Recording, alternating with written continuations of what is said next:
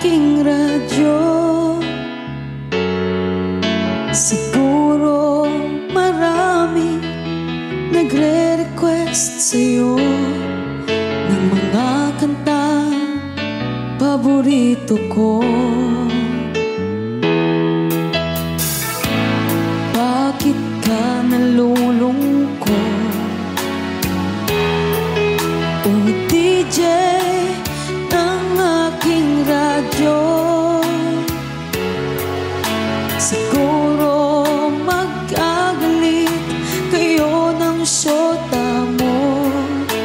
Marami pang darating sa'yo. Isipin mo na lang na maraming nagmamahal sa'yo. Isipin mo na lang na maraming nakikinig sa'yo. Sa boses na